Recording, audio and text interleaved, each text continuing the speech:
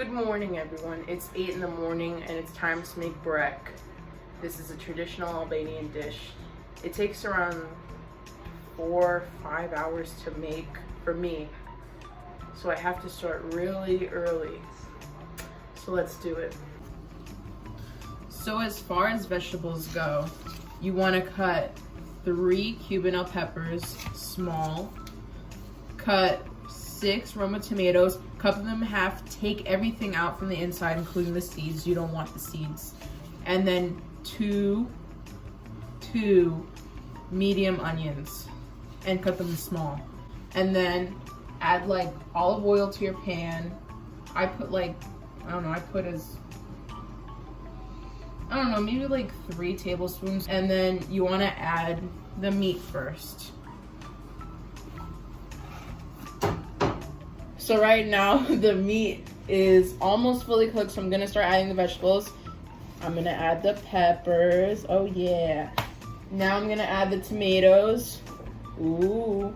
And now I'm gonna add the onions. Look at those onions. Beautiful. Now I'm gonna stir. Beautiful.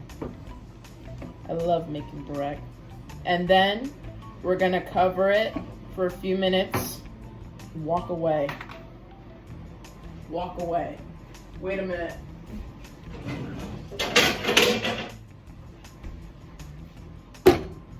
Now walk away. Leave it be. Walk away. As the meat / vegetable mixture is cooking, I'm going to tell you how to make the dough. I want to start off with around 4 cups of flour. And then I want to take a tablespoon of salt. It's a really simple dough.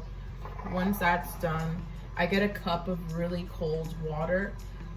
Usually I use around 8 tablespoons of this, and I just add it. And then if I need to add more, I will. But I want the dough to like come together. Duh. So now I'm just adding a little bit of flour on top of the dough. It should look like this.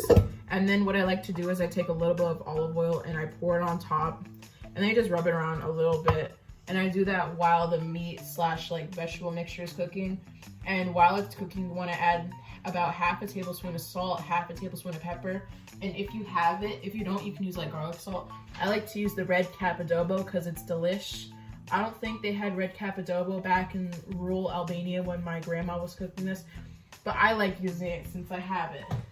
So right now I'm in my dining room because the table is huge. If you're gonna make it, make sure you have a large surface like a table ready for you to use, because the way you're gonna roll it out, it's gonna be really, really big. The way it has to be really thin. So I'm gonna like cut it into 1/8. I just cut it in half. And then I cut that half in half. And then I cut that half in half. So I'm gonna take the dough, and what I wanna do for each of them is to roll them into a ball, because it makes me easier to just roll it out when they're all in balls. So right now, as the meat / vegetable mixture is cooking, I set the oven to 350, and I'm gonna take a little bit of flour. And then one of the balls. And then if you have a rolling pin, use it. You can use really anything, just as long as it gets really thin. My grandma used to use a giant wooden broomstick. One time I went to my friend's house and she didn't have a roller, so I had to use a can. Anything that gets it really thin is good. And then you want to roll facing away from you. Don't roll backwards. Don't roll backwards. Don't go like this. Roll forward. Just like that. Leave it alone, RJ. You just rolled backwards. Leave it alone. Then you want to flip it and keep doing it. And it's going to get sticky. It will get sticky. Just add some more flour. No problem. If you're feeling confident, just pick it up and start pulling it really gently. You see how you can see my knuckles? That thin. You want it that thin. So right now I rolled out one part of the dough. It should look like this. It's really thin. I stack it on each other in like a circle, and then what I do is I roll it even more so it gets even more thin. And then this is going to be the bottom layer, and then I have to do it again since I have 4 more balls of dough. And this took about 40 minutes. probably. Yeah, so I gotta do it again now. So right now I just finished the top layer for my burek. And now what you want to do is you want to take a spoon, make sure it has holes in it because it's going to like drain out all the oil and stuff. Take your meat and vegetable mixture and add it in and press down because you want like a nice thin layer. And then just keep doing that until the whole thing is filled. And then you're going to put your top layer on. So now that I have the meat mixture inside the one part of the burek, I need to take the top half and put it on top, but I have to be really careful with it because I don't want to get any holes. OMG. OMG. I have a hole. That's okay. We can fix that. So now that the top layer's on top of the burek, what I'm gonna do is I'm gonna pinch the bottom layer and the top layer so that they're kind of sticking. And then since there's a bunch of excess like dough, I'm just gonna like go over it with a knife and make it look pretty. So right now, just take the burek and just flip it over the top with both edges that are like combined. Just do that across the whole thing. I'm back in the kitchen. Your burek should look like this. And now to make it like brown up when it's in the oven, just add some olive oil on top and rub it over with your fingers. Not too much. Just rub it around the whole top of the pie. And then put it in the oven for like 45 minutes, 50 minutes, until it's like golden brown and flaky on the top. Then you'll know it's done. Bye, burek. So this is what the burek looks like in the end. I'm really proud of it. It takes a lot of time to make. It took me around 5 hours, but I swear it's worth it. It comes out and it's really good. I'm really glad that I was able to share part of Albanian cuisine with you.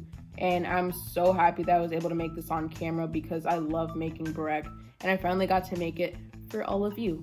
Now I'm gonna go eat this. Bye. First thing, good morning. Second thing, I'm sorry, the lighting in my kitchen is really bad. Okay, third thing, we are gonna make something that's really easy because, you know, for the lazy people out there like me, we want something that's quick, easy, healthy, tasty, you know, all of this combined. And so I thought of a dish this morning, you know, at 6 o'clock, it's 7 o'clock right now. And I was like, okay, why don't we make food? The first things first, you need to have this thing called fava beans. It looks like this. Okay. This is the main thing in this dish. If you don't have this, you cannot make food, obviously. But the first thing I have to do is drain the liquid inside of here and then fill it up with water again and then put it on the stove for it to boil. It sounds weird, but I'm gonna show you guys how it's done, okay? So I filled this with water, clean water, and I'm gonna put this on high. And I don't know like if this is a bad thing to do, but like I've been doing this my whole life and nothing bad has happened to me. So anyways, this is gonna boil and that's when I know it's gonna be done. Okay, so usually in the meantime, while the food boils, we're gonna take out I'm gonna take out tomatoes, parsley, and onion, and chop them all up to really small pieces. And this cat won't leave it alone. Get out! Get out! Okay. So the thing is just starting to boil. So I turned off the oven. I meant the stove, and then I chopped up half an onion, 1 tomato, and a bunch of parsley. So this is how it looks, and we're just gonna add this lemon later.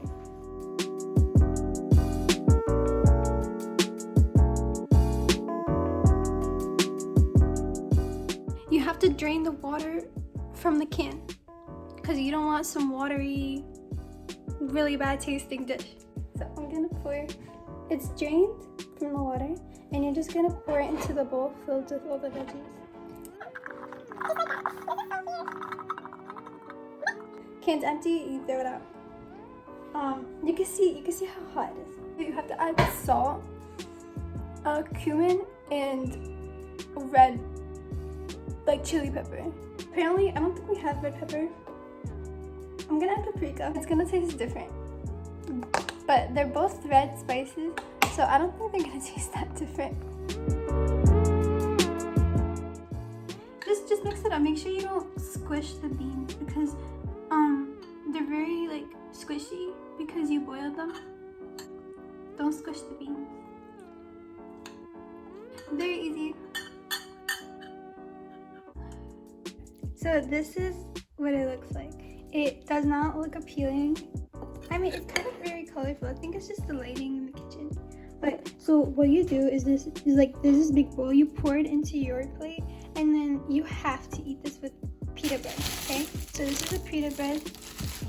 I'm gonna take, cause it's frozen. I'm gonna take it out, defrost it, and then just eat it. Like it's kind of like chips and salsa, really, but not really. Okay, so I forgot to mention something. You're supposed to add olive oil, but I don't like olive oil, so I don't do it. But you're supposed to, like, you have to add like a few tablespoons of oil. That was the dish called food. I hope you guys like that, and just wanted to show you really, like, you know, like if it's a lazy day in an Arab household, like this is probably what they're gonna make for breakfast. So thank you for watching.